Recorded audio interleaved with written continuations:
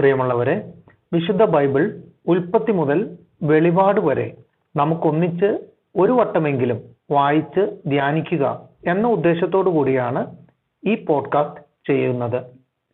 ഈ ബൈബിൾ പാരായണത്തിന് നമ്മൾ ഉപയോഗിക്കുന്നത് POC മലയാളം ബൈബിളാണ്. ഓർക്കുക, നാം വചനം വായിക്കുമ്പോൾ ഈശോ വചനമായി നമ്മോടൊപ്പം ഉണ്ടായിരിക്കും. മുടക്കം കൂടാതെ വചനം വായിക്കുന്നത് ഒരു നിയോഗമായി നമുക്കെടുക്കാം. അതിനായി പരിശുദ്ധാത്മാവേ, ഞങ്ങളെ ശക്തിപ്പെടുത്തണമേ എന്ന് പ്രാർത്ഥിക്കാം. അതോടൊപ്പം വചനത്തിലെ വാഗ്ദാനങ്ങൾ ഞങ്ങളിലും ഞങ്ങളുടെ കുടുംബങ്ങളിലും നിറവേറണമേ എന്ന് പ്രാർത്ഥിച്ചുകൊണ്ട് നമുക്ക് ആരംഭിക്കാം. ഇന്ന് നമ്മൾ വായിച്ചു ധ്യാനിക്കുക രാജാക്കന്മാരുടെ 1-ാം പുസ്തകത്തിലെ 5-ാം അധ്യായമാണ്. ദേവാലയ നിർമ്മാണത്തിനുള്ള ഒരുക്കം. സോളമനെ പിതാവിൻ്റെ സ്ഥാനത്ത് രാജാവായി അഭിഷേകം ചെയ്തിരിക്കുന്നുവെന്ന് കേട്ട് ടൈർ രാജാവായ ഹീരാം അവൻ്റെ അടുത്തേക്ക് ദൂതന്മാരെ അയച്ചു. ഹീരാം എന്നും ദാവീദുമായി മൈത്രിയിലായിരുന്നു. സോളമൻ ഹീരാമിന് ഒരു സന്ദേശം അയച്ചു.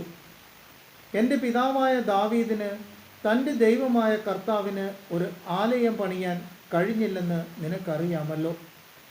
ചുറ്റുമുള്ള ശത്രുക്കളെ കർത്താവ് അവന് കീഴ്പ്പെടുത്തുന്നതുവരെ അവന് തുടർച്ചയായി യുദ്ധം ചെയ്യേണ്ടി വന്നു.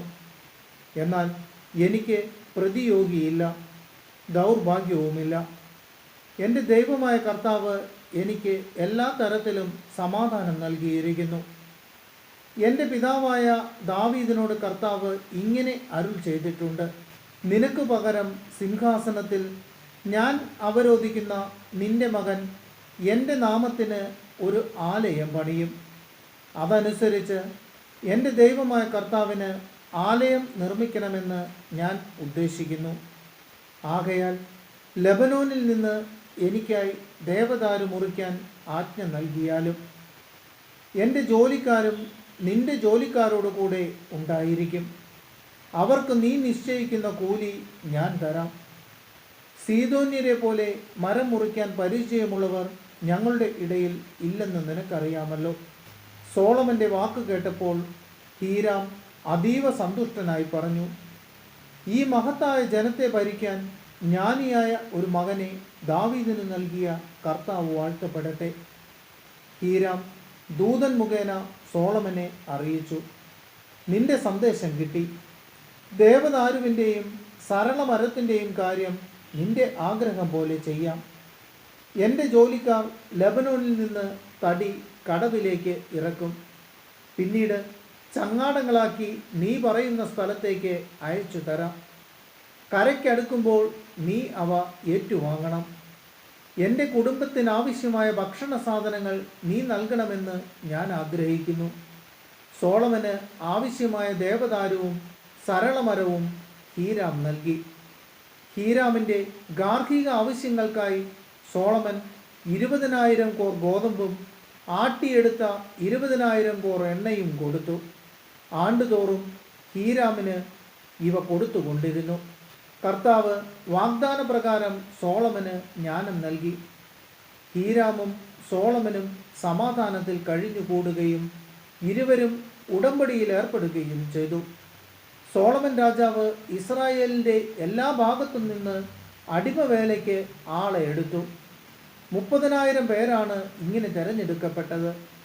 മാസം തോറും 10,000 പേരെ വീതം ലെബനോനിലേക്ക് അയച്ചു കൊണ്ടിരുന്നു.